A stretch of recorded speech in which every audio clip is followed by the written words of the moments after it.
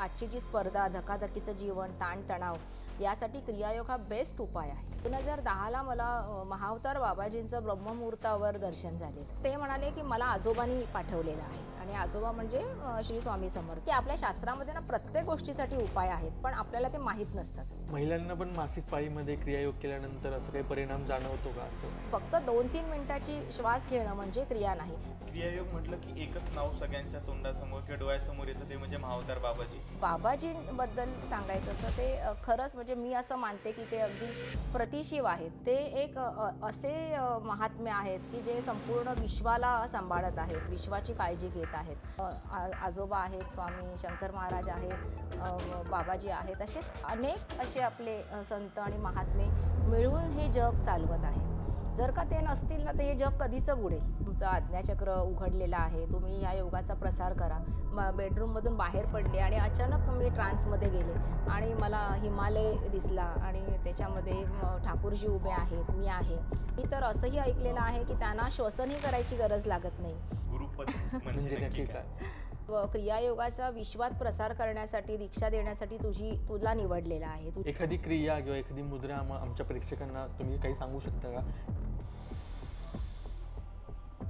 तेव्हा ते म्हणाले की मला महाअवतार बाबाजींनी तुम्हाला काहीतरी सांगण्यासाठी पाठवले. ट्रॅफिकमध्ये गाडी थांबवून म्हणायची की चक्रभेदन करा. एकदा मंदिरात, आम्ही दत्त मंदिरात गेलो, आरती सुरू आहे आणि गुरुजी म्हणाले की तुम्ही आता ध्यान करा, एका बाजूला बसा. आणि हजारो वर्षांपासून अजूनही तिथे बरेच ऋषी आहेत जे साधना करतात. ते खरंच शक्य आहे. त्यामुळे ते नंतर गायब झाले. त्यांचा फोन नंबर नाही लागला, माझ्याकडनं सगळे डिटेल्स गेले. त्यांचा फॉर्म भरलेला होता की ते जेव्हा बॅचला आले तर तो फॉर्मही मला नंतर मी काढला तर तो ब्लँक होता. की एखादा म्हटलं की नाही आम्हाला तुमच्यावर विश्वास, तर काय सांगायचं? आज्ञाचक्र आणि तिसरा नेत्र हे 2 चक्र आहेत. खरे तर नराचा नारायण करण्यासाठी हे आवश्यक असतं. या सगळ्या माऊलींनी, या सगळ्या संतांनी आपल्यासाठी इतकी धडपड केलेली आहे. ते असताना आपण त्यांना कधी सन्मान नाही दिला, आपण त्यांची कधी शिकवण नाही पाळली. भद्रभाऊ बाबा, काल भैरव बाबा या सगळ्यांचं आगमन जे झालं, ते आगमन नक्की काय असतं, त्याची अनुभूती तुम्हाला कशी आली? आम्ही आता हे पृथ्वी सोडून जाणार आहोत, कारण की पृथ्वीवरचे लोक सुधारायला तयार नाहीत आणि आम्ही जर काही पृथ्वी सोडली तर पृथ्वीचा खूप विनाश होईल.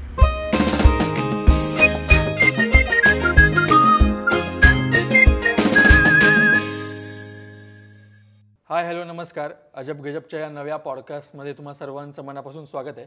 आपला हा स्पिरिच्युअल पॉडकास्ट सिरीजचा दुसरा भाग आहे आणि पहिल्या भागाला तुम्ही खूप उत्तम प्रतिसाद दिलात. सो आपला आजचा हा भाग पण खूप भन्नाट आहे. आपला आजचा भाग आहे हा क्रियायोगाबद्दल. नक्की म्हणजे क्रियायोग काय असतो, योग आणि क्रियायोगमध्ये काय फरक आहे त्याच्याबद्दल आहे. आणि तो त्याच पॉडकास्टसाठी आज आपल्यासोबत आहेत क्रियायोग मिशन फाउंडेशनच्या संस्थापिका, ज्या गेले कित्येक वर्ष झालं क्रियायोगाची साधना करतायत, साधना स्वतः करतायत, लोकांपर्यंत ती साधना पोहोचवतायत, अशा गुरुमाई मा रुद्रात्मिका आपल्यासोबत आहेत. माई, तुमचं खूप खूप स्वागत आहे अजब गजबच्या एपिसोडमध्ये. जय बाबाजी. आपण पॉडकास्टला सुरुवात करणार आहोत, पण त्याआधी मी प्रेक्षकांना तेच सांगतोय की आज खूप छान छान शिकायला मिळणार आहे तुम्हाला. पण त्याआधी अजब गजबला तुम्ही जर सबस्क्राईब केलं नसेल तर प्लीज सबस्क्राईब करा आणि बाजूला जी बेल आयकॉन आहे ती सुद्धा दाबा. मग आपण पॉडकास्टला सुरुवात करूया. क्रियायोग याच्याबद्दल बरंच काही बोललं जातंय, पण आम्हाला तुमच्याकडून ऐकायचंय की क्रियायोग म्हणजे काय, त्याचं महत्व काय आहे, किंवा सध्या त्या क्रियायोगाची का गरज आहे? हो, क्रियायोगाची सध्या खरंच खूप गरज आहे. बेसिकली क्रियायोग ही एक तत्वसाधनेचा प्रकार आहे. म्हणजे जसं की आपल्या शरीराचे 5 तत्व असतात, तर क्रियायोग ही तत्वसाधना असल्यामुळे क्रियायोग सुरू केल्यानंतर शरीरातले तत्व सगळे बॅलन्स होतात. त्यामुळे आजारपणांवर कंट्रोल येतो. आणि ह्याच्यामध्ये फक्त प्राणायाम आहेत आणि काही मुद्रा आहेत. प्राणायाम आणि मुद्रा यांचं बेस्ट कॉम्बिनेशन म्हणजे क्रियायोग. बरं, याच्यामध्ये काहीही कठीण नाही, कोणतीही आसनं नाहीत किंवा कोणतेही असे प्रकार नाहीत की जे वयस्कर माणसाला जमणार नाहीत किंवा आजारी व्यक्तींना जमणार नाहीत किंवा लहान मुलांना जमणार नाहीत. तर लहान, थोरास, आजारी सगळ्या लोकांना जमेल असा हा सोपा क्रियायोग आहे. आणि याच्यामध्ये साधक खूप कमी वेळेमध्ये रेग्युलर जर साधना करत असेल तर आरोग्यावर त्याचं नियंत्रण येतं. त्याचं मनाचे सगळे विकार शमतात, चंचल मन शांत होतं, मनाची एकाग्रता वाढते, कॉन्सन्ट्रेशन लेवल खूप हाय होऊन जाते जर का ते करिअर करणारी मुलं असतील, शिकणारी मुलं असतील. आणि ह्या सगळ्याच्या नंतर जो काही बदल होतो तो आपल्या विचारांमध्ये होतो. विचारांमध्ये इतकी परिपक्वता येते, दृष्टिकोन डेव्हलप होतात, दृष्टिकोन चांगले होतात, त्यामुळे सकारात्मकता विचारांमध्ये येते आणि असं करता करता एक पर्सनॅलिटी कंप्लीट चेंज होऊन जाते आणि त्याच्या पुढचे फायदे आहेत ते सोल लेवलला आहेत. ते तर अगदी आध्यात्मिक डिवाइन फायदे आहेत. इनर सेल्फ शोधणं हो, आपलं. अगदी अगदी. त्यामुळे अतिशय आजच्या काळासाठी गरज आहे. म्हणजे आजची जी स्पर्धा, धकाधकीचं जीवन, ताणतणाव यासाठी क्रियायोग हा बेस्ट उपाय आहे. म्हणजे आम्ही आत्तापर्यंत योगासने ऐकली होतं, योग ऐकल्यानंतर आम्हाला आता या काळामध्येच क्रियायोग हा शब्द ऐकायला मिळाला. तर हे काय आहे, म्हणजे क्रियायोग नक्की ह्याची सुरुवात कशी झाली, ती तुमच्यापर्यंत कशी पोहोचली, तुम्हाला क्रियायोग कोणी सांगितलं, त्याच्याबद्दल थोडं सांगा ना. क्रियायोग हा तसा प्राचीन योग आहे. म्हणजे असं म्हटलं जातं की श्रीकृष्णाने पूर्वजन्मामध्ये तो सूर्याला दिला, मग तो मनूला मिळाला, त्यानंतर विवस्वानला मिळाला. असं करत करत गुरु शिष्याच्या नात्याप्रमाणे तो पुढे पुढे जात राहिला. नंतर कुठेतरी तो योग खंडित झाला, लोप पावला आणि मग तो लोकांपर्यंत जाईनासा झाला. मग त्यावेळेस महाअवतार बाबाजी जे आजही म्हणजे देहधारी संत आहेत, हिमालयीन संत आहेत. संत हा शब्द खूप छोटा आहे त्यांच्यासाठी. खरं तर ते एक असे महात्मे आहेत की जे संपूर्ण विश्वाला सांभाळत आहेत, विश्वाची काळजी घेत आहेत. असे महाअवतार बाबाजी ह्यांनी हा योग पुन्हा लोकांसमोर आणला आणि मग तो आपले लाहिरी महाशय यांच्यामार्फत गृहस्थांपर्यंत न्यायला मदत केली आणि त्यामुळे आज आपल्या सर्वांना तो योग मिळत आहे. आणि मला कसा मिळाला म्हणाल तर जे प्रेम गुरुजी आहेत की जे स्वतः एक उत्तम गुरुजी आहेत आणि फार तयारीचे गुरु आहेत, त्यांच्याकडनं हा योग मला मिळालेला सर्वप्रथम. त्याच्यानंतर मी त्या योगाचा सराव करत होते. त्यांची मग मला आज्ञा झाली की तुमचं आज्ञाचक्र उघडलेलं आहे, तुम्ही ह्या योगाचा प्रसार करा, तुम्ही सर्वसामान्यांपर्यंत क्रियायोग न्या. आणि तेव्हा मी त्या योगाचा प्रसार करायला सुरुवात केली, मीही शिकवायला सुरुवात केली. आणि नंतर 2010ला मला महाअवतार बाबाजींचं ब्रह्ममुहूर्तावर दर्शन झालेलं.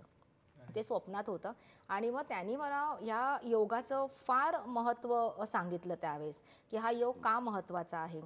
खरंच क्रिया म्हणजे काय, म्हणजे की अगदी आपण 24 तास जे जे काही करतो ते सगळं क्रिया असतं. म्हणजे आपण जे विचार करतो, जे बोलतो, जे वाचतो, जे कृती करतो, जे कर्म करतो ते सगळं क्रिया आहे. आणि फक्त 2-3 मिनिटाची श्वास घेणं म्हणजे क्रिया नाही, तर तुम्ही 24 तास जे काही करता ती सर्व क्रिया आहे. आणि म्हणून आपल्या वागण्यावर, आचार विचारांवर, व्यवहारावर माणसाला खूप लक्ष ठेवायला पाहिजे. असं म्हणजे त्यांनी जे जे काय सांगितलं त्यातला हा एक संदेश होता की सगळ्यांसाठी. आणि त्याच्यानंतर मला ते कळलं की आपल्याला आशीर्वाद लाभलेलेच आहेत. आणि त्यानंतर मग त्यांचं 15पासून मला नियमित मार्गदर्शन लाभायला लागलं आणि मग ते कार्य जोमाने सुरू झालं पुढे. आणि क्रियायोग म्हटलं की एकच नाव सगळ्यांच्या तोंडासमोर किंवा डोळ्यासमोर येतं, ते म्हणजे महाअवतार बाबाजी. आणि असं अजूनही म्हणतात की हजारो वर्ष झाले बाबाजी अजूनही हिमालयामध्ये आहेत, ते तपश्चर्या करतात, फार कमी लोकांना ते दर्शन देतात आणि त्यापैकी तुम्ही एक आहात. मला बाबाजींबद्दल अजून डिटेलमध्ये जाणून घ्यायचं की तुमची आणि त्यांची भेट कशी झाली. मी बऱ्याच पॉडकास्टमध्ये असंही ऐकलं की बाबाजी ज्यावेळेस भेटतात त्यावेळेस भेटताना नेहमीच ते 20-21 वर्षाचं तरुण असतानाच भेटतात. तर ते काय आहे आणि तुमची आणि त्यांची भेट कशी झाली आणि त्या रिलेटेडचे किस्से मला सांगा. हो, महाअवतार बाबाजी हे युगपुरुष आहेत अगदी, की त्यामुळे त्यांचं वय वाढत नाही, त्यांचं कायाकल्प झालेला आहे. त्यामुळे ते आहेत त्याच वयाचे दिसतात, अगदी चीर तरुण दिसतात, कोमल कांती आहे त्यांची. अतिशय देखणं हे क्रियायोगामुळे हे शक्य होतं. क्रियायोगामुळे आपलं वय वाढलेलं दिसत नाही, क्रियायोगामुळे आपले आजारपण कमी होतात, त्यामुळे शरीर तरुण होतं. आणि अर्थात ते इतके महान योगी आहेत की त्यांनी कितीतरी पुढची साधना त्यांनी केलेली असणार की त्यामुळे त्यांचा हजारो वर्ष तो देह टिकलेला आहे. आणि मी तर असंही ऐकलेलं आहे की त्यांना श्वसनही करायची गरज लागत नाही, त्यांचं इंटरनल श्वसन सुरू असतं आणि त्यामुळे त्यांना बाहेरच्या ऑक्सिजनची किंवा बाहेरच्या कोणत्याही खाद्यपदार्थांची, अन्नाची काहीच गरज नसते. म्हणजे असं त्यांचं दिव्य शरीर की जे फक्त वातावरणात वायूवर टिकलेलं आहे. आणि म्हणून ते त्यांचं काही वय दिसत नाही, त्यांचं काहीही नाही, म्हणजे ते असे चिरतरुण आणि अतिशय प्रकाशमय देह आहे त्यांचा. म्हणजे असं की प्रकाशच आपल्यासमोर उभा आहे किंवा प्रकाशच पसरला आहे असं त्यांना पाहिल्यानंतर वाटतं. म्हणजे जेव्हा स्वप्नात मी त्यांना पाहिलेलं तर तेव्हा मला असं खूप प्रकाशमय देह दिसला होता. आणि बाकी असं डिटेलिंग नाही मला दिसलं त्यांच्या चेहऱ्याचं, पण अगदी प्रकाशमय आहे. पंचा घातलेला कोणीतरी तरुण आहे असं, आणि आवाज मात्र धीर गंभीर असूनही त्या आवाजामध्ये एक कोमलता, एक मार्दव, की बाबा ते बोलताना त्यांची ती माया दिसते त्या शब्दांमधनं. जरी अधिकारवाणी असली तरी पण ती मायाही त्याच्यामधून दिसते असं मला जाणवलेलं. आणि त्याच्यानंतरची जी दर्शनं आहेत, म्हणजे असं जर 2015ला जे माझं पहिल्यांदा जी त्यांची भेट झाली, तर तेव्हा क्रियायोगाच्या दीक्षेचा कार्यक्रम सुरू होता.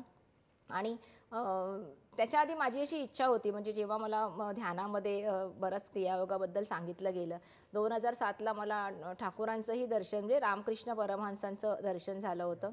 पहाटेच्या वेळी असं डोळ्यासमोर, म्हणजे असं काही ध्यानात किंवा स्वप्नात नाही, की पहाटेच्या वेळी असं मी उठले आणि उठल्यानंतर मी असं चालतीये, मी जातीये पुढे, बेडरूममधून बाहेर पडले आणि अचानक मी ट्रान्समध्ये गेले आणि मला हिमालय दिसला आणि त्याच्यामध्ये ठाकूरजी उभे आहेत, मी आहे, आणि त्याने आसन मागितलं, मी त्यांना आसन दिलं. आणि त्यानंतर ते म्हणाले की मी खूप वर्ष वाट पाहतोय याची, इतकी वर्ष तू का नाही हे केलंस. तर त्यामुळे मला तेव्हा असं खूप वाईट वाटलेलं आणि मला असं वाटलं की मला जे काही करायचं आहे किंवा बाबाजींची जी इच्छा आहे, माझ्याकडनं जी अपेक्षा आहे किंवा ठाकूरांची, तर ते मला प्रत्यक्ष समोर येऊन का नाही सांगत. कारण की मानवी मेंदू आहे माझा, त्यामुळे मी कदाचित चुकत असेन त्यांचे मेसेज घेण्यासाठी, किंवा मनाचे खेळ आहेत असं वाटून मी दुर्लक्षही करत असेल. तर मला प्रत्यक्ष सांगितलं तर मला जास्त ते म्हणजे सहज होईल मला ते कार्य करायला. आणि खरंच त्यांनी तसं केलं. आणि 2015 म्हणजे 9 जानेवारी 2015चा तो दिवस आहे. आणि त्या दिवशी बॅचमध्येच, म्हणजे दीक्षा घ्यायला आलेल्या स्त्रियांमधल्याच 2 स्त्रियांच्यामध्ये ही ऊर्जा आलेली आहे. आणि तेव्हा ते म्हणाले की मी खूप शतकांनंतर खाली उतरलोय, असं त्यावेळेस बाबाजींचं वाक्य होतं.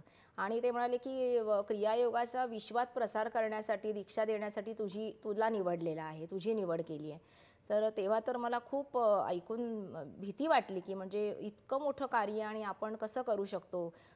एक स्त्री आहे मी, एक व्यक्ती आहे, सर्वसामान्य संसारामध्ये आहे, आणि कसं शक्य आहे मला हे. पण मग त्यांच्या बोलण्यात असं आलं होतं की तुला जे शक्य आहे तेच आम्ही सांगतो, म्हणजे आम्हाला खात्री असते की तुझ्याकडनं ते होणार असं. आणि तो दिवस एक फार अद्भुत दिवस होता, की त्या दिवशी दोन्ही माझे प्रिय गुरु मला भेटले आणि बोलणं झालं. आणि त्याच्यानंतर मग काही म्हणजे लगेच किती तारखेला, म्हणजे त्यांची भेट होती माझी 9 तारखेची, आणि 12 तारखेला मला गुरुपद दिलं गेलं. आणि तो गुरुपदाचा एक अद्भुत सोहळा आम्ही अनुभव केला. आणि आम्हाला अजून विस्तृत मध्ये सांगा की गुरुपद म्हणजे म्हणजे नक्की नक्की काय. काय? कारण आम्ही ॲक्च्युली टीजर बघितला, टीजर मध्ये पण एक वाक्य आहे की गुरुपद दिलं जातंय, हो. म्हणजे काय? ॲक्च्युली 2013मध्ये 2013च्या जूनपासून माझ्याकडे एक गृहस्थ क्रियायोग शिकायला आलेले, म्हणजे त्या जूनच्या बॅचमध्ये. आणि सगळ्यांसोबत ते बसले होते, पण मला त्यांचं ते वेगळे पण जाणवत होतं. तर बॅच संपल्यानंतर त्यांनी माझ्याशी बोलले, तेव्हा मला जाणवलं की हे कुठून कोणीतरी ह्यांना पाठवले, हे सर्वसामान्य साधक नाही आहेत, तयारीचे दिसत आहेत. तर ते म्हणाले की मला आजोबांनी पाठवलेलं आहे, आणि आजोबा म्हणजे श्री स्वामी समर्थ, आपल्या सगळ्यांचे लाडके. आणि मला आश्चर्य वाटलं की असं कसं काय माझ्याकडे पाठवलं.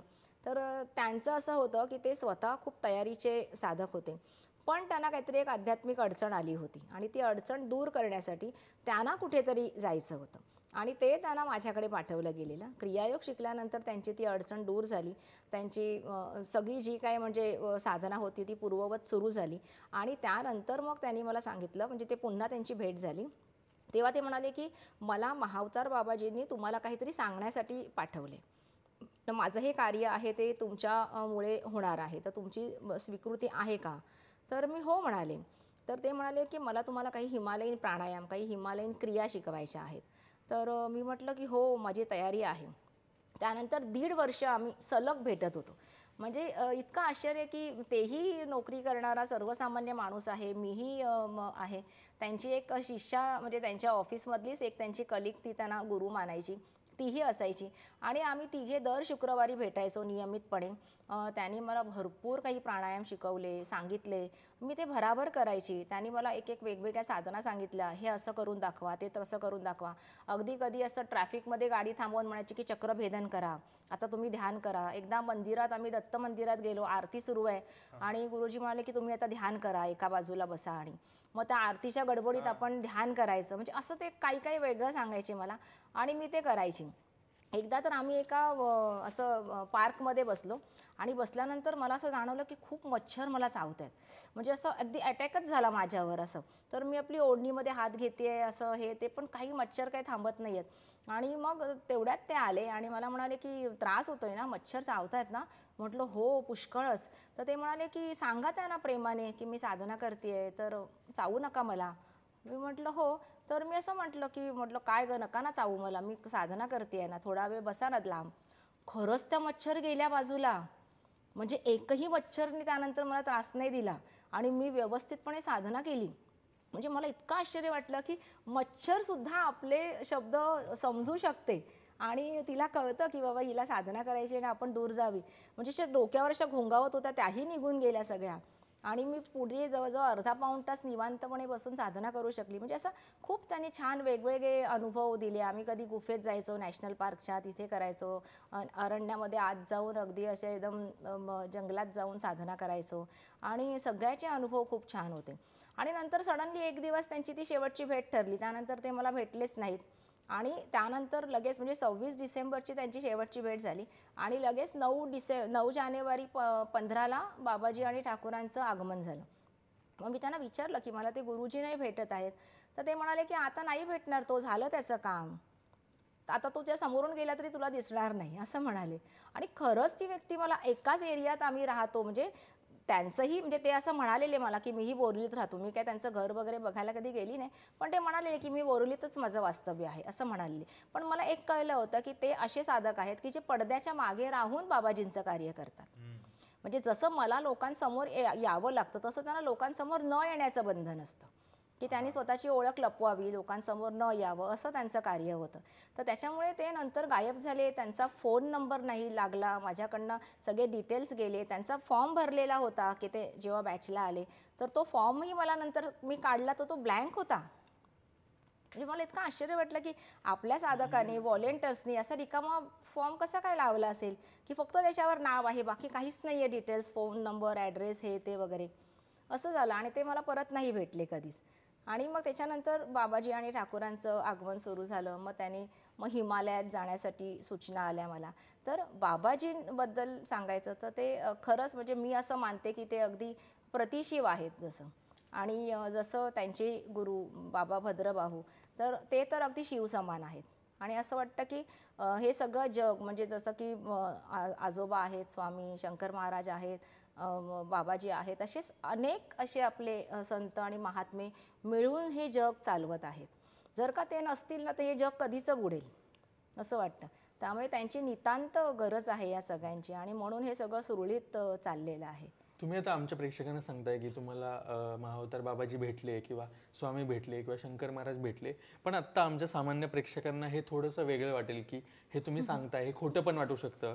ही अनुभूती तुम्हालाच आलेली असेल, आम्हाला तर काही म्हणजे आम्हालाही सुद्धा कळणार नाही किंवा आमच्या प्रेक्षकांना सुद्धा कळणार नाही. मग काही लोक विश्वास ठेवतील, नाही ठेवतील, मग त्या लोकांना तुम्ही काय सांगता की की एखादा म्हटलं की नाही आम्हाला तुमच्यावर विश्वास, तर काय सांगाल? ॲक्च्युली तसं तर आजपर्यंत मी कधी लोकांसमोर आलेच नाही हे सगळे अनुभव सांगण्यासाठी. मी कधीही कोणता पॉडकास्ट नाही केला, कधी कोणता इंटरव्ह्यू नाही केला किंवा काही नाही. कारण की गरज नाही वाटली मला. कारण की ज्यांचा विश्वास आहे ते येत होते, शिकत होते, सतत बॅचेस सुरू होत होत्या, माझं कार्य सुरू होतं. हिमालयात आश्रम झालं, इथे भंडारदऱ्याला आश्रमाची जागा झाली, सगळी कार्य चालू आहेत. तर त्याच्यामुळे हा कधी मी विचार नाही केला की कोणी विश्वास नाही ठेवला तर काय? नाही ठेवला तर त्यांचं नुकसान आहे, माझं काही नुकसान नाही आहे. पण हे सगळे अनुभव मी लोकांसमोर घेतलेले आहेत. माझे साधक माझ्यासोबत होते, माझ्यासोबत त्यांनाही दर्शनं झालेली आहेत. त्याच्यामुळे बंद दाराच्या मागे कोणताही अनुभव घेऊन मी सांगत नाही आहे की मला असं असं दिसलं. मला जे दिसलं, मी जे अनुभवलं ते माझ्यासोबत अनेक साधकांनी अनुभवलेलं आहे. तर त्यामुळे हे खरं आहे आणि ज्याचा विश्वास असेल त्याचं ठीक आहे, नसेल त्यांचंही ठीक आहे.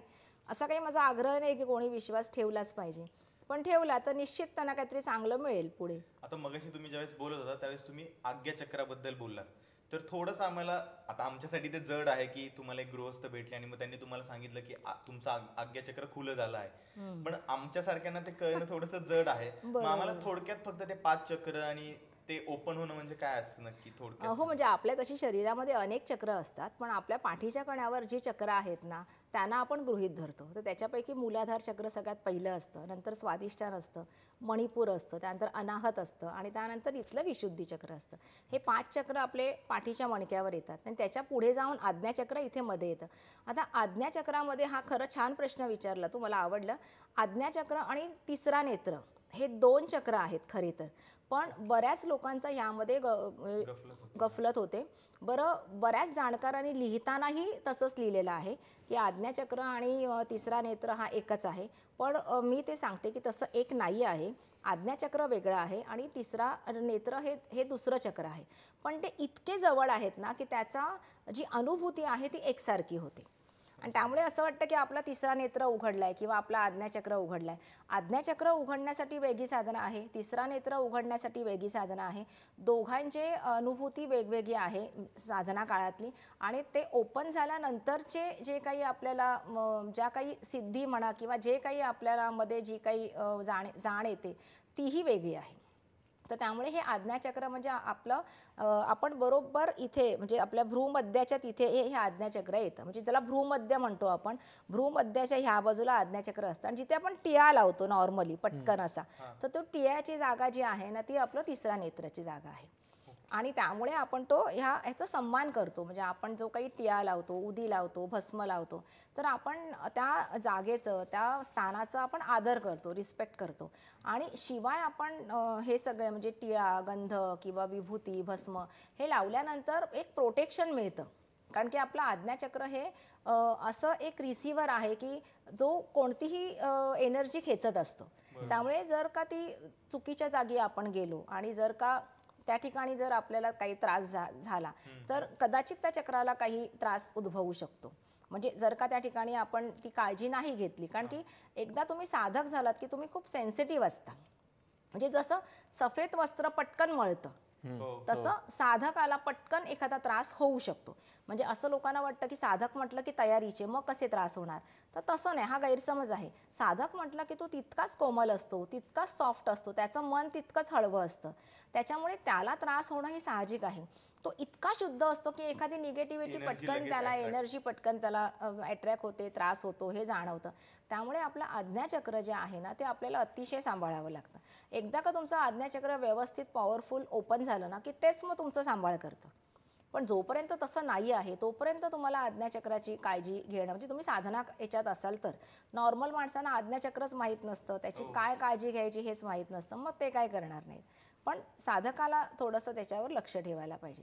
आणि हे आज्ञाचक्र मग ओपन झालं ना की मग तुमच्यामध्ये बऱ्याच सुप्त गोष्टींची वाढ व्हायला लागते. ज्या सुप्त आहेत त्या म्हणजे त्या म्हणतात ना की त्या तुमच्या शक्ती तुम्हाला जाणवतात. काही गोष्टी आधीच कळणं, काही गोष्टींच्या इंट्युशन्स मिळणं, काही गोष्टींबद्दल आधीच आपल्याला एखादा भास होणं, त्यानंतर झालेल्या घटना ज्या आपल्या समोर नाही घडल्या तरीही त्या आपल्याला जाणवणं, कळणं, दिसणं, तर ह्या काही गोष्टी सहज व्हायला लागतात. महाभारतामध्ये आणि ज्ञानेश्वरीमध्ये सुद्धा क्रियायोगाचा उल्लेख आहे. उल्लेख आहे, तर हो. तो महाभारताचा तुम्ही सांगितलं, पण ज्ञानेश्वरीमध्ये कोणत्या अध्यायामध्ये क्रियायोगाचा उल्लेख आहे का असं? ज्ञानेश्वरीमध्ये म्हणजे ॲक्च्युली भगवद्गीतेमध्ये म्हणजे ज्ञानेश्वरीमध्ये उल्लेख, पण भगवद्गीतेच्या त्याच श्लोकाचा संदर्भ आहे. तर भगवद्गीतेमध्ये 4थ्या अध्यायामध्ये हे सांगितलेलं आहे की जेव्हा आपण प्राण आणि अपान एकत्र करतो तेव्हा ते एक यज्ञ होऊन जातं आणि त्याच्यानंतर जी प्रगती होते साधकाची ती फार वेगळी असते. नराचा नारायण करण्यासाठी हे आवश्यक असतं असं साधारण सांगितलं गेलेलं आहे. तर त्याच्यामध्ये क्रियायोग हा एक असा योग आहे की ज्याच्यामध्ये प्राण आणि अपान आपण समान करतो आणि त्याच्यापेक्षा म्हणजे जे काही आपण नाडीशुद्धी करतो त्याच्यामध्ये एक वेगळी प्रक्रिया असते की तो नाडीशुद्धीचा प्राणायाम मी जर आज आपल्याला शक्य झालं तर मी सांगेनही आपल्या प्रेक्षकांसाठी. तर तो नाडीशुद्धीमध्ये आपण प्राण आणि अपान समान ठेवतो आणि कुंभक डबल करतो आणि मग या कुंभक डबल होतो त्याचा जो काही दाब आहे तो आपल्या चेतनेवर येतो आणि चेतना ऊर्ध्वमुख व्हायला सुरुवात होते. असं होतं. म्हणजे खूप महत्त्वाचा प्राणायाम आहे तो. तो क्रियायोग नाही आहे, पण तो क्रियायोगासाठी आवश्यक प्राणायाम आहे. आणि ते झाल्यानंतर आपण नाडीशुद्धी झाली का नाडी प्राणायाम करतो, त्यानंतर चक्र जागृती करतो आणि मग आपण क्रियायोगाकडे वळतो. तर हा जो उल्लेख आहे ना तो म्हणजे पार्थाला जेव्हा सांगितलं गेलं श्रीकृष्ण भगवानकडून, की बाबा म्हणजे भगवंतांनी सांगितलं की बाबा तू आपण ध्यानाच्या आधारे किंवा आपण प्राणायामाच्या आधारे कशा प्रकारे आपली उत्क्रांती करू शकतो, कशा प्रकारे आपलं प्रगती होऊ शकते जीवाची. आणि मग तो प्रगत जीव आहे तो नॉर्मल सगळ्या ह्याच्यामधून बाहेर पडतो. मग तो सुखदुःखामधून बाहेर पडतो, तो स्थिर होतो, स्थितप्रज्ञ होतो. आणि हे फार आवश्यक आहे. त्यासाठी तो उल्लेख केला गेलेला आहे. आणि ह्याला यज्ञ म्हटलं गेलेलं आहे की तुम्ही प्राण आणि अपान जे तुम्ही श्वास घेता, म्हणजे प्राणाचा अपानामध्ये, अपानाचा प्राणामध्ये, हा यज्ञ झाला की तुम्ही तो स्वाहा करताय एक एक श्वास. म्हणजे तुम्ही श्वास घेता तेव्हा सोडणं ही तुमची जबाबदारी आहे. जेव्हा सोडता तेव्हाच तुम्ही दुसरा घेऊ शकता. बरोबर. म्हणजे एखादा श्वास तुम्ही ठेवून दुसरा नाही घेता येत.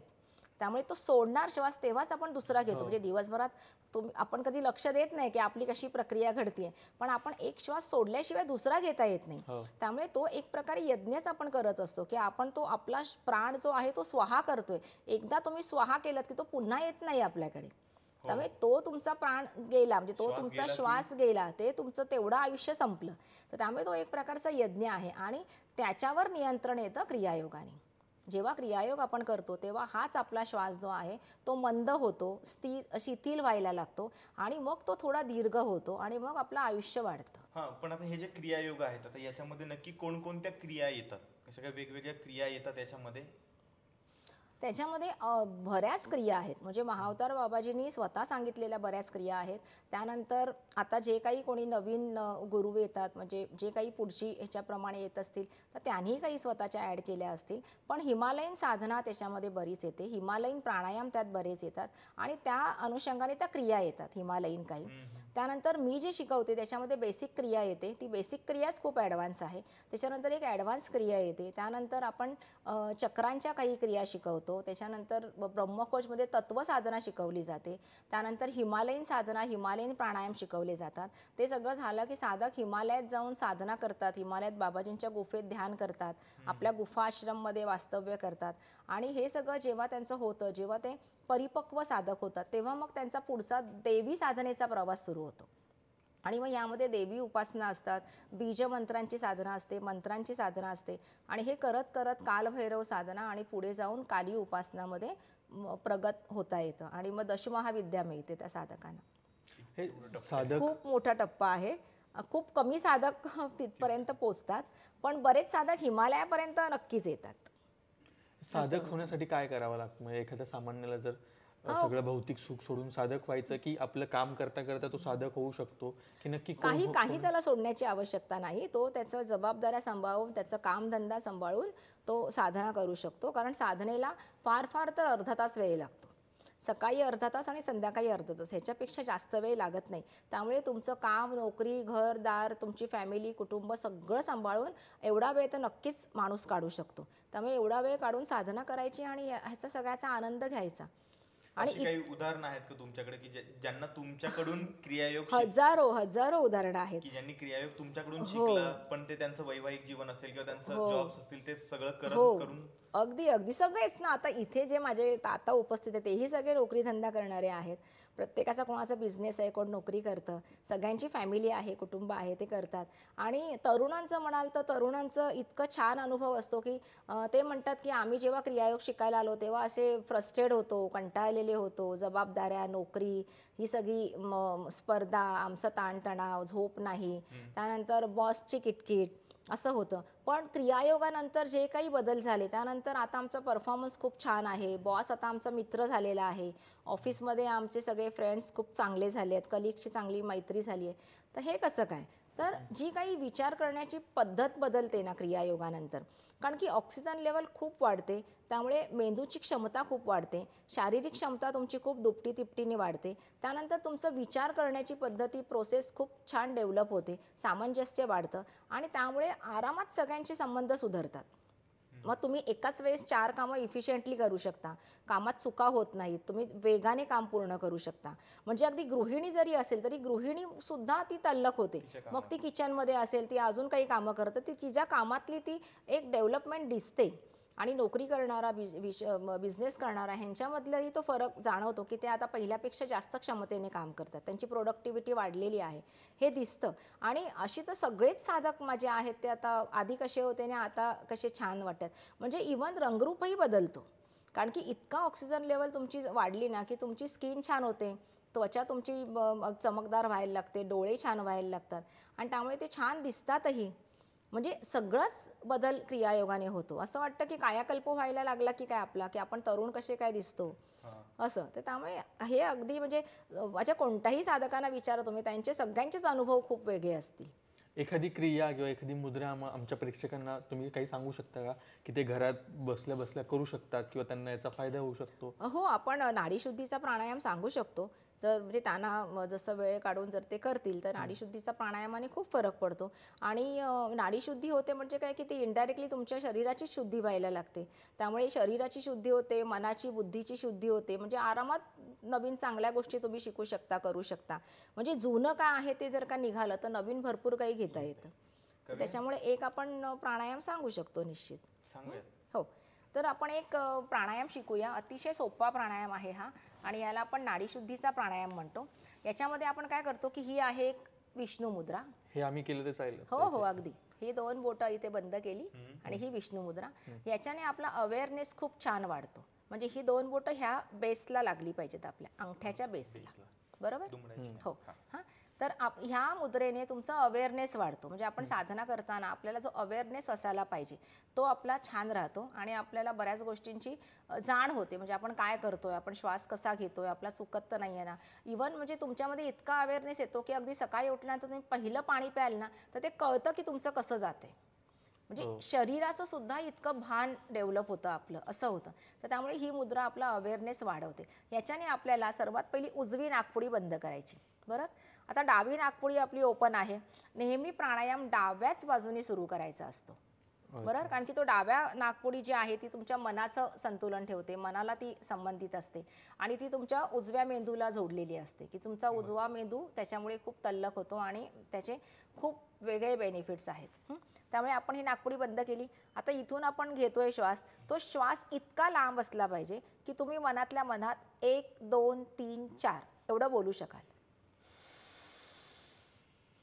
बरोबर? आता कुंभक करायचं आहे. कुंभक केल्यानंतर आपल्याला मनातल्या मनात कुंभक म्हणजे श्वास धरून ठेवायचा आहे, सोडायचा नाही. 1 2 3 4 5 6 7 8. बरोबर? आता पलीकडची नाकपुडी आपण ओपन करतोय, उजवी जी आपण धरून ठेवलेली ती सोडताना आपण पुन्हा एक्झेलिंग करतोय, आपण सोडतोय. 1 2 3 4 सोडला. पुन्हा तिथून घ्यायचं आहे. 1 2 3 4 कुंभक. 1 2 3 4 5 6 7 8. डावी नाकपुडी उघडली, सोडतोय. 1 2 3 4. बरोबर? काय केलं आपण? उजवी नाकपुडी बंद केली, लगेच तुमचे दोघांचे डोळे हे झाले. म्हणजे एका ह्याच्याने सुद्धा. म्हणजे इतका तो जबरदस्त प्राणायाम आहे की आपण उजवी बंद केली, डावीने लॉंग ब्रीथ, दीर्घ श्वसन केलं आपण. बरोबर? कुंभक केलं. 1 2 3 4 5 6 7 8 म्हणजे डबल. पुन्हा इथून 1 2 3 4 सोडलं, म्हणजे आपण त्याला रेचक केलं. पुन्हा पूरक केलं. 1 2 3 4. पुन्हा कुंभक केलं, पुन्हा रेचक केलं. म्हणजे पूरक 4, कुंभक 8, रेचक 4, पुन्हा पूरक 4, कुंभक 8 आणि रेचक 4. आता 4 8 4 हे तुमचं प्रमाण झालं, रेशो झाला. बरोबर? हे 15-20 दिवसानंतर 6 12 6 करायचं. 4 8 4 आहे ते 6 12 6 करायचं. याच्याने काय होते की एकतर आपली कुंभकाची कॅपॅसिटी खूप वाढते. श्वास रोखून धरा. हां, आता कुंभक तुमचं वाढतो म्हणजे काय की तुमची लंग्स कॅपॅसिटी वाढते. आता कोविडच्या दिवसांमध्ये एकाही साधकाला कोविड झाला नाही. मग ते पुणे, नाशिक, ठाणे, कोल्हापूर, त्यानंतर काशी, भारताबाहेरचे कोणालाही झालेलं नाही. कारण की लंग्स कॅपॅसिटी इतकी जबरदस्त आहे की तो बॅक्टेरिया आमचं काहीच करू शकत नाही असं. तर त्यामुळे लंग्स कॅपॅसिटी तुमची छान होते. त्यामुळे कोणतेही लंग्सशी संबंधित, श्वसनाशी संबंधित कोणतेही आजार येत नाहीत आणि तुमची नाडी शुद्ध होते. जी आपली सुषुम्ना नाडी आहे, जी दिसत नाही आपल्याला, पण ती तुमच्या शरीरामध्ये तिचं स्थान आहे आणि तो मेन मार्ग आहे तुमच्या चेतनेला ऊर्ध्वगमन होण्यासाठी. त्यामुळे तो तुमचा मोकळा झाला की मग तुमची आध्यात्मिक प्रगती वेगाने सुरू होते. त्यामुळे हा प्राणायाम जर का आपले श्रोते करत असतील तर माझे त्यांना खूप शुभकामना आहेत. नक्की करा, शुभेच्छा आहेत खूप. आणि जर काही अडलं असेल तर नक्की प्रश्न विचारा, त्याची उत्तरं मिळतील. कमेंट्स मध्ये नक्की तुम्ही प्रश्न विचारा, आम्ही माइंड पर्यंत ते पोहोचवायचा प्रयत्न करू. आता आता बरेचसे जण कामाला जातात, सकाळी नाही जमत आम्हाला, तर मग आम्ही संध्याकाळी करू शकतो का? हो अगदी, फक्त पोट रिकामं असलं पाहिजे जेव्हा कराल तेव्हा. अच्छा. हां, म्हणजे भरलेल्या पोटाने प्राणायाम नाही करता येत. त्यामुळे पोट रिकामं पाहिजे. म्हणजे तुम्ही ते केल्या केल्या खाऊ शकता, पण करताना पोट रिकामं पाहिजे, एवढंच. तुम्ही आता मगाशी बोलताना सांगितलं की तुम्हाला भद्रभाऊ बाबा, काल भैरव बाबा या सगळ्यांचं आगमन जे झालं, ते आगमन नक्की काय असतं, त्याची अनुभूती तुम्हाला कशी आली, तो प्रसंग आम्हाला सांगितलात तर. आगमन म्हणजे जसं मी म्हटलं की त्या 2 स्त्रियांमध्ये जसं ठाकूरजी आणि बाबाजी आलेले, तर तसं ते देह शोधतात आणि त्या देहामार्फत त्यांचं आगमन होतं. आता मी म्हणजे माझं उच्च शिक्षण झालेलं आहे, त्यानंतर माझे सगळे जे काही साधक आहेत तेही उच्च शिक्षित आहेत, त्यामुळे पटकन ही गोष्ट ऍडॅप्ट नाही होत. हां, होत नव्हती असं झालेलं. आणि असं बघितलेलं लहानपणापासून की अंगात येणं वगैरे वगैरे हे काही प्रकार हे नाही आपल्याला पटत. आणि त्यामुळे हे असं आपल्याच बाबतीत होतंय, हे कसं काय? तर त्यावेळेला मग मी ते एक हिमालयन संत आहेत जे माझ्या कॉन्टॅक्टमध्ये होते, त्यांना विचारलेलं की असं असं ठाकूरजी बाबाजी असे देह म्हणजे स्त्रियांच्या देहात आले होते, माझ्याशी बोलले आणि ऐसा होता है क्या? तर ते म्हणाले की ऐसा हुआ ना, होता है क्या, हुआ ना. तर ते म्हणाले की तुझ्यासाठी हा मार्ग त्यांनी निवडला आहे की अशा प्रकारे ते तुला भेटणार आहेत. तर त्याच्यामुळे कारण की तू जे कार्य करत आहेस तर तुला त्यांना जे काही मार्गदर्शन करायचं आहे त्यासाठी हा सोपा मार्ग आहे त्याने निवडलेला. आणि त्यामुळे तू स्वीकार आणि त्याच्यावर तू शंका घेऊ नकोस आणि लोक काय म्हणतील हा विचार करू नको. कारण की तुझं कार्य जेव्हा लोकांसमोर येईल तेव्हा लोकांना आपणच ह्या गोष्टी कळतील. आणि मग मीही ठरवलं की नाही, आपण हे स्वीकारायचं. पण स्वीकारायचं म्हटल्यानंतर सुद्धा माझी ती एक चिकित्सक वृत्ती काम करत होती. तर मी तेव्हा बघितलं की शरीराचं टेम्परेचर त्यांचं एकदम 0 होतं. म्हणजे ज्यांच्या पण शरीरामध्ये आगमन होतं त्यांचं शरीराचं टेम्परेचर 0 होऊन जातं, चिल्ड त्यांची बॉडी होते, त्यांचा स्पर्श थंड जाणवतो. बरं, त्यानंतर हे काहीच आठवत नाही. बरं, आश्चर्याची गोष्ट की जेव्हा कालभैरव बाबांचं दर्शन होतं तेव्हा त्यांना मद्य लागतं, त्यांना चिरूट म्हणजे सिगरेट लागते. असंही झालेलं आहे की स्त्रियांमध्ये जेव्हा म्हणजे स्त्रीमध्ये जेव्हा कालभैरव बाबांचं आगमन झाले तेव्हा त्या स्त्रीला चिरूट दिली गेलेली आहे, पण त्यानंतर तिला त्याचं काहीच जाणीव नाही की आपण चिरूट आता घेतली होती किंवा तो एक विशिष्ट वास येतो सिगरेटचा, तो नाही. आणि जेव्हा मुलामध्ये आगमन होत होतं की म्हणजे जेव्हा पुरुष माध्यम होता तेव्हा ते मद्य पण दिली जायची, पण स्त्रियांच्या बाबतीत तो नियम बाबाजींनी नाही ठेवला होता. म्हणजे कालभैरव बाबांनी सांगितलं की दिवा लावून ठेवा, हा प्रसाद नका देऊ असं सांगितलेलं. तर त्याच्यामुळे जेव्हा मुलगा होता म्हणजे जेव्हा पुरुष होता तेव्हा तर हे पण दिलं जात होतं. पण आश्चर्याची गोष्ट आहे की ते जे तो पेला होता की ज्यात आम्ही नैवेद्य द्यायचो, ते मुलगा तो घ्यायचा, त्यानंतर तो जेव्हा नॉर्मल व्हायचा म्हणजे तो थोडासा पडायचा, नंतर थोड्या वेळ नॉर्मल व्हायचा, मग उठायचा, त्याला आश्चर्य वाटायचं की काय झालं. तर तेव्हा त्याला तर तो वास नसायचाच त्याच्या तोंडाला. वरून तो उठल्या उठल्या सांगायचा की मला आता चहा पाहिजे, मला कॉफी पाहिजे. त्याच्यावर तो लगेच ती चहा कॉफी घ्यायचा. बरं, तो पेला त्याला गोड सुगंध असायचा चॉकलेटसारखा. आणि तो मुलगा इतका नॉर्मल की तो पुन्हा ट्रेनने प्रवास वगैरे करून जायचा. आणि ती अशी अगदी हे असायची ना, म्हणजे त्यात काही पाणी वगैरे काही मिश्र केलेलं नसायचं. आणि अशी एखादं कोणी घेत आहे आणि तरीही नॉर्मल आहे, आपल्यासमोर चालतोय, बोलतोय, चहा कॉफी घेतोय, नंतर निघूनही जातोय, म्हणजे हे खूप असं आश्चर्यकारक गोष्ट होती. पण ती पाहिलेली आहे आम्ही आणि त्यामुळे विश्वास करणं भाग झालं. आणि मग हे कळलं की नाही, हे आपल्यासाठी वेगळं आहे. बरं, प्रत्येक वेळेला जर एकच माध्यम असेल त्याच्यामध्ये जर वेगवेगळी आगमनं होत असतील तर त्याचा आवाज बदलतोय, त्याची बसण्याची पद्धती बदलते, त्याच्या चेहऱ्याचे हावभाव बदलत आहेत, हे सगळंच चेंज होताना दिसतंय. म्हणजे कोणताही माणूस जर ॲक्टिंग जरी करायचा म्हटला तरीही हे शक्य नाही होणार. पण ते आम्ही अनुभवलेलं आहे आणि म्हणून मग आम्ही शेवटी हे स्वीकारलं की अशा प्रकारे दर्शनं होत आहेत. आणि फार वेगवेगळ्या गोष्टींबद्दल सांगितलं जायचं, फार वेगळ्या गोष्टी बोलल्या जायच्या रहस्यमय की ज्या कोणाला माहिती नाही आहेत. आणि मग कळायचं की ह्या माणसाला हे नॉलेज असणंच शक्य नाही आहे. त्यामुळे हे जे काही बोलत आहेत ते वेगळ्या धर्तीवरचं आहे आणि ते खरंच तिथे ठाकूर आहेत किंवा बाबाजी आहेत किंवा कालभैरव बाबा आहेत. असं एकदा शंकर महाराज जेव्हा आले होते तेव्हा त्यांनी सांगितलं की माझ्याकडे काही लोक येतात आणि प्रबोधन करतात की असे कसे हे संत की यांना ह्या सगळ्या गोष्टी लागतात, सिगरेट वगैरे. हां, तर ते म्हणाले की असे कोणी आले तर त्यांना सांग की आजच्या काळातलं विष काय आहे, तर हे सगळ्या गोष्टी विष आहे. तर ते विष आम्ही घेतो कारण की ही पिढी वाचावी. जसं महादेवाने हलाल प्राशन केलेलं जगाला वाचवण्यासाठी, तर तसं आम्ही हे विष घेतो कारण की हे जग, ही पिढी वाचावी. ही मुलं वाचावी. आणि जर का आमच्यावरच तरी ते असं म्हणतात, तर तुला जमलं तर सांग. तर मला इतकं वाईट वाटलं मला, की आपण किती चुका कराव्या म्हणजे माणसाने, की या सगळ्या माऊलींनी, या सगळ्या संतांनी आपल्यासाठी इतकी धडपड केलेली आहे.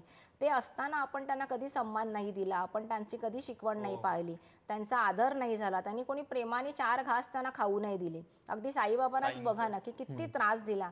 तर त्यामुळे हे सगळं झाल्यानंतर त्यांची समाधी झाल्यानंतर मग आपण त्या समाधीवर अगदी पंचामृताने स्नान आणि मग सोन्या चांदीचे वर्ख चढवतो. तर त्याच्यापेक्षा ते असताना जर का आपण त्यांची शिकवण जर ऐकली, त्यांना सन्मान दिला, त्यांना जर का प्रेम दिलं, तर त्यांना अजून काय हवं आहे आपल्याकडनं. आणि आणि मग हे जीव आपलं किती कल्याण करू शकतात. ह्यांच्याकडे इतकं आहे ना, की जगातला एक मोठ्यातला मोठा कोणी राजा पण देऊ शकणार नाही. त्या गोष्टी ह्यांच्याकडे आहेत.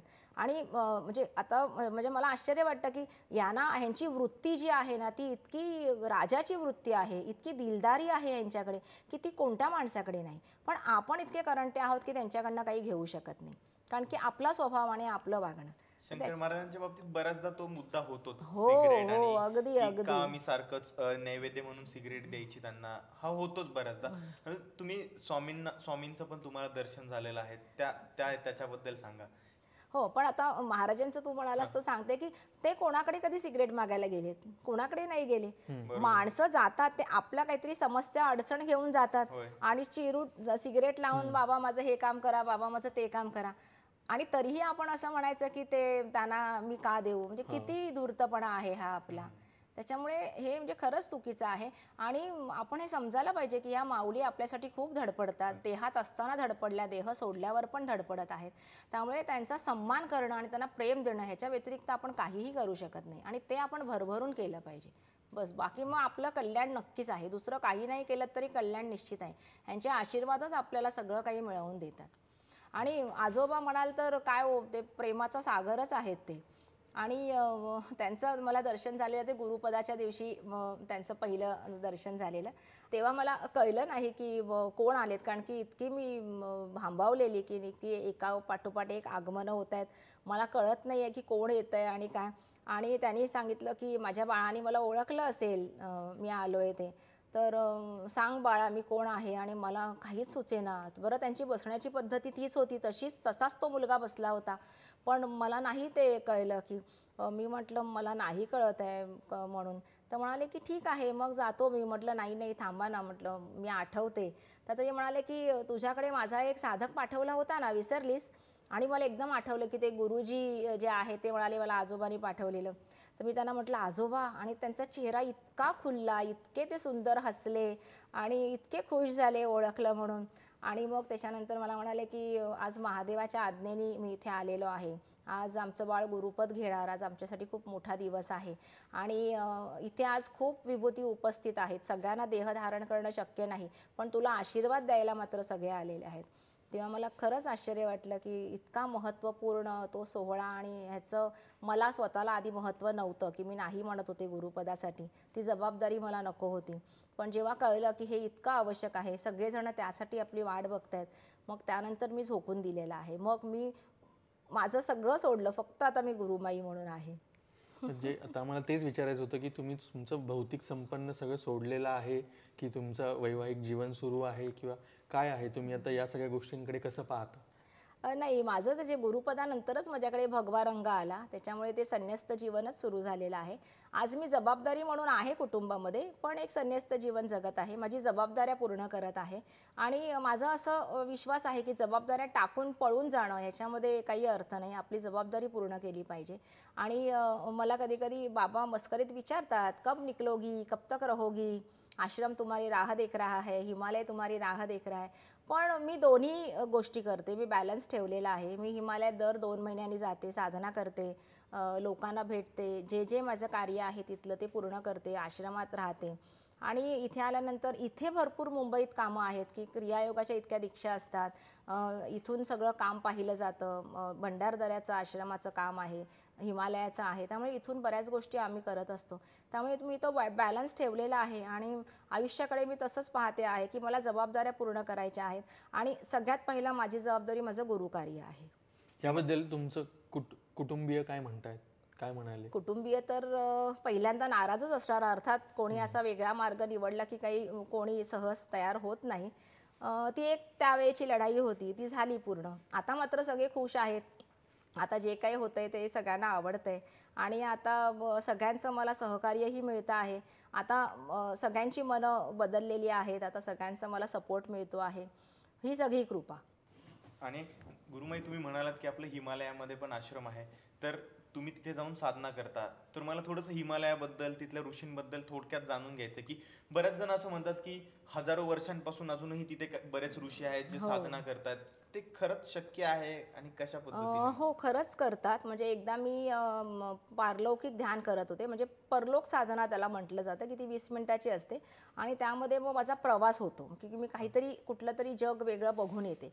तर एका वेळेस मला असं दिसलेलं, की अनेक ऋषीमुनी बसलेले आहेत एका ठिकाणी आणि मला हेडाखान बाबा, जे हेडाखान बाबा एक हिमालयातील मोठे संत आहेत. असं म्हणतात, की बाबाजींचं सोल काही वर्ष त्यांच्यामधून काम करत होता.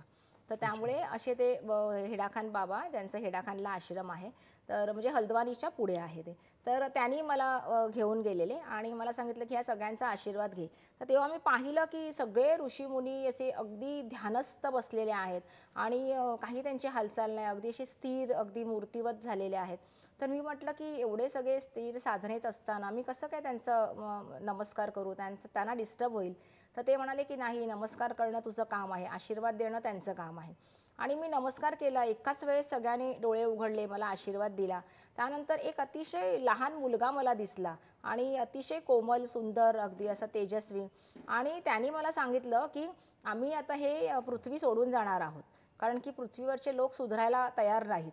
तर त्यामुळे ते आपले दुर्गुण टाकायला तयार नाहीत आणि म्हणून आम्ही ही पृथ्वी सोडून जाणार आहोत. आणि आम्ही जर काही पृथ्वी सोडली तर पृथ्वीचा खूप विनाश होईल. आणि तेव्हा मी म्हटलं की असं करू नका, म्हटलं लोक सुधारतील, आम्हाला संधी द्या, म्हटलं मी सांगेन काही लोकांना, पण म्हटलं तुम्ही असं करू नका. आणि मग ते ध्यान संपलं आणि मला असं वाटतं की ते जग मी पाहिलं की ज्या ठिकाणी हे सगळे ऋषीमुनी आहेत. कारण की ते अर्थात अशा ठिकाणी आहेत की जिथे माणसं नाही पोचू शकत सहसा. नाहीतर ते इतकी गूढ अगदी डीप साधना करूच शकणार नाहीत. तर त्यामुळे त्यांचं ते एक वेगळा भाग आहे की ज्या ठिकाणी फक्त तेच असू शकतात. आणि तो भाग बहुतेक मला दाखवला गेलेला आणि त्या ठिकाणी मी तो पाहिला आणि तो एक संदेश मला मिळाला की जर आपण नाही सुधारलो तर पृथ्वीचा नाश होईल, की ते सगळे पृथ्वी सोडून गेले तर मग आपलं काही खरं नाही. कारण की आपली पृथ्वी त्यांच्या साधनेमुळेच टिकलेली आहे. कुकुचिनामध्ये तुम्ही आश्रम उघडलात, तर त्याबद्दल काही सांगा ना, की तिथे ते तुम्हाला बाबाजींची पण गुहा आहे. गुहा आहे, हो. त्या गुहामध्ये तुम्ही गेलात, तिकडे साधना केली. हो, मी तर 2015 पासून सतत त्या गुफेत जात आहे. म्हणजे आतापर्यंत 25-30 वेळा गेली असेल मी. जाणवत असं तिथे काही वेगळी हो, ऊर्जा? अगदी. म्हणजे दगडांची गुफा आहे, तरीही तिथे चंदनाचा अतिशय सुंदर वास येतो.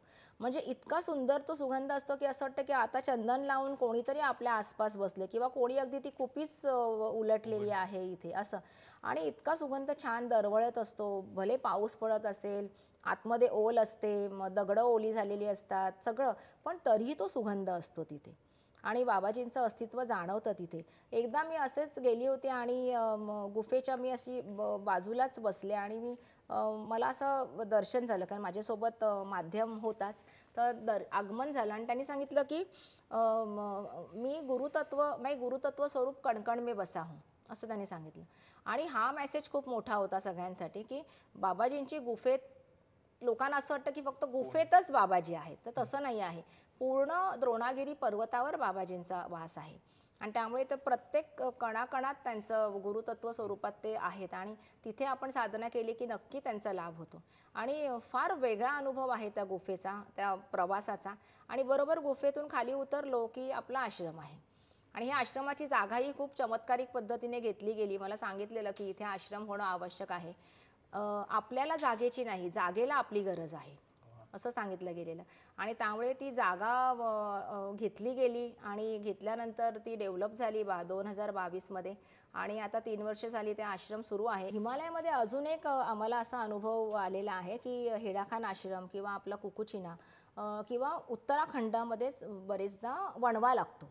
आणि इतका भयानक वणवा लागतो की जंगलच्या जंगल पेटायला लागतं बर्फामध्ये. म्हणजे बर्फ नसतं त्यावेळेला. जेव्हा बर्फ हा कधी की तुमचा जानेवारी फेब्रुवारी म्हणजे नोव्हेंबरपासून थोडा थोडा हलका वरती पडायला लागतो आणि खाली पडायला आहे तो डिसेंबरच्या नंतर जानेवारी फेबला मोस्टली असतो. पण जो एप्रिल मे जूनचा काळ आहे पाऊस पडण्याच्या अगोदरचा, त्यावेळेला बरेचदा वणवा पेटतो आणि झाडं पेटतात आणि इतकं भीषण दिसतं ना ते सगळं. तर त्या वेळेला म्हणजे माझा पहिला अनुभव असा होता की वणवा लागलाय. हेडाखाना आश्रमात मी पाहिलं की मी साधना करते, सगळीकडे चिरचड चटचड जळतंय आणि त्यावेळेस ना मी वरुण देवतेला आम्ही प्रार्थना केली की ती प्रार्थना लिहून काढली आणि आम्ही वरुण देवतेला प्रार्थना केली. त्यानंतर दुसऱ्याच दिवशी इतका धोधो पाऊस पडला ना की पेपरमध्ये बातम्या होत्या की जनको राहत वनको राहत, इतका धोधो पाऊस पडला, सगळा वणवा मिटला. त्यानंतर कुकुचिनाला सेम असंच झालं की वणवा लागलाय, सगळं जंगल पेटतंय. मग त्यावेळेला आम्ही पर्जन्य यज्ञ केलं. कारण की आपल्या शास्त्रामध्ये ना प्रत्येक गोष्टीसाठी उपाय आहेत पण आपल्याला ते माहीत नसतात. तर आम्ही पर्जन्य यज्ञ केलं. ते पर्जन्य यज्ञ केल्यानंतर त्याच दिवशी रात्री ओले पडून म्हणजे ते गारा पडून पाऊस पडला आणि सगळा वणवा थांबला. त्यानंतर असं झालं एकदा की आग इतकी पेटली की आपल्या आश्रमाच्या मागेपर्यंत आग दिसायला लागली आणि तेव्हा मी आश्रमात नव्हते पण आपले काही साधिका आश्रमात होत्या आणि मग तिने मला फोन केला की असं असं आग आता मागेपर्यंत दिसते आश्रमाच्या. तर मी तिला म्हटलं अगं मला आधीच सांगायचं ना, म्हणजे मलाही असं सारखं म्हटलं ते जंगल दिसतंय, मला कळत नव्हतं का दिसतंय. तर म्हटलं हरकत नाही, म्हटलं तुम्ही बसा आणि पर्जन्य सूक्त 11 वेळा म्हणायला लागा. आणि त्या दोघींनी म्हणायला सुरुवात केली. ते म्हणायला लागल्या, 11 वेळा त्यांचं पूर्ण झालं आणि ती उठली आणि तिने तिथे काम चाललेलं आश्रमाचं. त्यांना सांगितलं सगळ्या गोणी 8 टाका सिमेंटच्या, आता पाऊस येणार आहे. तर तो हसला, तो म्हणाला की हो काय, एक तर जंगल पेटते पाऊस नाही म्हणून तुम्ही कुठे सांगता पाऊस पडणार. तर नाही नाही 8 ठेवा तुम्ही, बघा आता पाऊस येईल. आणि 10 मिनिटात धोधो पाऊस पडलेला आहे. म्हणजे इतकी कृपा. म्हणजे आपलं शास्त्र बघा की शास्त्र आपलं किती प्रगत आहे की त्याचा जर का योग्य उपयोग केला गेला ना आपण, तर त्याचा खरंच खूप फायदा होतो. आणि म्हणून हे असले अनुभव आम्ही तिथे घेत असतो. मी पुन्हा त्या क्रियायोगाकडे येतोय. आता मला सांगा की आपल्या आजच्या पिढीला या भौतिक संपत्तीचा खूप लाभ घ्यायचा असतो. त्यांना खूप सारं अचिव्हमेंट करायचे असतात, त्यांना प्रसिद्ध व्हायचं असतं, यशस्वी व्हायचं असतं. तर क्रियायोग केल्यामुळे अशा काय त्यांच्यात आयुष्यात बदल घडतील आणि ते काय करू शकतील? हो, मी आता म्हटलं तसंच की एक तर कॉन्फिडन्स खूप चांगला वाढतो, क्रिएटिव्हिटी खूप चांगली वाढते, प्रोडक्टिव्हिटी खूप चांगली वाढते, सामंजस्य वाढतं, मनाची एकाग्रता वाढते. त्यामुळे तुम्ही कॉन्सन्ट्रेशन करून एखादं काम छान इफिशियंटली करू शकता. आणि हे सगळं झालं की अर्थात तुम्ही नंबर 1 ठरता, तुमचे काम उत्तम होतं. उत्तम काम झालं की तुम्हाला रिवॉर्ड्स मिळतात, तुमचा बिझनेस चांगला होतो आणि मग यश, समृद्धी सगळं मिळतं. त्यासोबत फक्त एका गोष्टीचं भान ठेवायला हवं की आपण प्रामाणिकपणे हे सगळं करायला हवं. जेव्हा तुम्ही एखादी लबाडी करता किंवा कुणाची फसवणूक करता, तेव्हा भले आपल्याला यश मिळेल, पण त्या यशाचा पुढे जाऊन आपल्याला काही उपयोग होत नाही. त्या यशाचा आपल्याला कधी ना कधी भरपाई करावी लागते. त्यामुळे आपल्याला जर यश हवं असेल तर सगळ्यात पहिलं की प्रामाणिकपणा आपल्यामध्ये असायला पाहिजे. प्रामाणिक मार्गाने तुम्हाला थोडा वेळ लागेल, पण तुम्ही पोचाल तेव्हा ते परमनंटली तुम्ही यशाच्या मार्गाला लागलेले असाल. आणि मग यश, आरोग्य, उत्तम आरोग्य, सुख, समृद्धी सगळं मिळतं. आणि जर का क्रियायोगाची जोड असेल तर मग काय उत्तमच आहे. मग काहीच अडचणी येणार नाही. अडचणी जरी आल्या, कारण आपलं प्रारब्ध असतं त्या समस्या येणं, तर त्या समस्यांकडे पाहण्याचा दृष्टिकोन बदलतो. त्यांना आपण सहज टॅकल करतो, सहज पुढे जातो. आपल्याला त्या महान अशा विशाल वाटत नाहीत. आपण असे हारून खचून बसत नाही. आपण त्यांना लढतो, त्यांच्याशी मात करतो आणि पुढे जातो. हे क्रियायोग आपल्याला नक्की शिकवतं. महिलांना पण मासिक पाळीमध्ये क्रियायोग केल्यानंतर असं काही परिणाम जाणवतो का? असं हो, भरपूर मुलींचे ह्या समस्या बऱ्या झालेल्या आहेत. PCODच्या भरपूर केसेस ज्या आहेत त्या मुली आता छान झालेल्या आहेत, त्यांचे त्रास संपलेले आहेत. वजन कमी व्हायला मदत होते. हे तर असे तर प्रॉब्लेम सॉल्व्ह होतातच. पण कोणत्याही शारीरिक आजारावर क्रियायोग उपाय करतो. त्यामुळे BP, शुगरसारखे तर आजार लोकांचे फार बरे व्हायला लागतात. डोळ्यांची नजर चांगली होते, चष्म्यांचे नंबर कमी होतात आणि बाकीचे फायदे मी सांगितले तसेच की स्किन छान होते, आवाज चांगला होतो. कारण की सगळंच म्हणजे तुमचं संपूर्ण शरीर रिपेअर व्हायला लागतं. आणि त्यामुळे तुमच्यामध्ये नवीन ऊर्जा भरते, तुमच्या पेशी नवीन होतात, तुमच्यामध्ये नवीन चेतना येते, उत्साह येतो, आनंद येतो आणि मग सगळं जग छान वाटायला लागतं. म्हणजे मला कळत नाही की इतका छान योग का नाही लोकांपर्यंत पोचत आहे. मग कधी कधी मला असं वाटतं की कदाचित इथेही सिलेक्शन असावं की तो कोणाला मिळावा, कोणापर्यंत पोचावा. हा कुठेतरी याचं नियंत्रण केलं जात असेल. नाहीतर आज हा योग समस्त जगापर्यंत केव्हाच पोचला असता. पण तिथे कुठेतरी तिथे नियंत्रण असावं, की त्या काहीतरी त्यांचं एक सिलेक्शन असावं, की तेच साधक क्रियायोगापर्यंत पोचावे.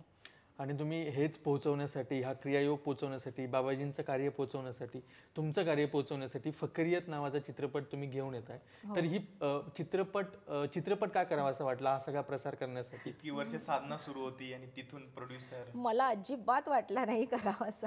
हे मला सांगितलं गेलेलं आहे. कारण की मी स्वतः कधी कोणता पॉडकास्ट नाही केला किंवा कोणता इंटरव्ह्यू नाही दिला. कधी मी सोशल मीडियाच्या समोर आलेले नाही. त्यामुळे मला नाही वाटला हा. पण ही इच्छा होती ह्या सगळ्या माझ्या विभूतींची, गुरुदेवांची. आणि मला जेव्हा सांगितलं गेलं, जेव्हा बाबा भद्रभाऊनी सांगितलं की हे आम्ही ठरवलेलं आहे आणि हे व्हायला पाहिजे. कारण की खरा जोपर्यंत चप्पलही घालत नाही तोपर्यंत खोटा जग फिरून येतो. तर हे व्हायला पाहिजे. आणि त्याच्या काही दिवस अगोदर 2 साऊथची माणसं आलेली, त्यातलं एक डायरेक्टर होते आणि एक सिनेमॅटोग्राफर होते. तर त्यांनी सांगितलं की सिनेमॅटोग्राफरनी सांगितलं की ते सकाळी 3ला ध्यान करतात आणि ध्यानात त्यांना बाबाजींचं दर्शन झालंय आणि त्यांना सांगितलं गेलेलं आहे की माझ्यावर त्यांना असा प्रकारचा चित्रपट करायचा आहे. तर त्यांनी मला हे सांगितल्यानंतर तर मी अगदीच उडाले. कारण की ते शोधत आले हिमालयामध्ये. त्यांना कोण गुरुमाई वगैरे माहीत नव्हतं, गुफा आश्रम माहीत नव्हतं. त्यांनी खूप गुगलवर शोधलं वगैरे आणि मग ते शोधत आले. आणि मग त्यांना मी भेटल्यानंतर त्यांनी सांगितलं की असं असं मला आदेश आहे आणि तुमच्याकडनं आता ते कार्य होतं आहे आणि म्हणून बाबाजींनी सांगितलं की ते तुम्ही लोकांसमोर यायला हवंय. तर मी म्हटलं की नाही, म्हटलं माझं कार्य खूप छान चाललेलं आहे, लोकांपर्यंत पोचतंय ज्यांच्यापर्यंत पोचायला हवं. म्हटलं सलग दीक्षा होते, कामं होत आहेत, त्याच्यामुळे म्हटलं मला गरज नाही अशा प्रकारे समोर यायची. पण ते म्हणाले की नाही, इट्स युनिव्हर्सल प्लॅन आणि ते मला करायचंच आहे असं. तरी पण मी त्यांना समजवलं. पण त्यानंतर मला बाबांनी सांगितलं की नाही, हे व्हायला पाहिजे, तू इथून माणसं शोध आणि हे काम सुरू कर. आणि मग त्यानंतर इथून सगळी टीम जमा झाली. त्यानंतर कास्टिंग झालं आणि सुरुवात झाली. म्हणजे फंड उभा करायला लागला आधी बराच मोठा. आणि त्याच्यानंतर आम्ही जानेवारीच्या 1 तारखेपासून सुरुवात केली शूटिंगला. त्यानंतर शूटिंग पूर्ण झाली मार्चच्या फर्स्ट वीकमध्ये. हिमालयात वगैरे सगळीकडे शूटिंग झालेलं आहे. म्हणजे पहिल्यांदा हिमालयातल्या अशा वर्जिन जागा दाखवल्या गेल्यात की ज्या ठिकाणी कधीच शूट झालेलं नाही. बाबाजींची गुफा दिसते आहे, पांडवखोली दिसते आहे, तो पूर्ण द्रोणागिरीचा पहाड दिसत आहे. तर हे सगळं तिथे दिसतंय. आणि मग हे सगळं झाल्यानंतर आता त्याचं जे काही पोस्ट प्रोडक्शनची कामं आहेत ती जवळजवळ संपत आलेली आहेत.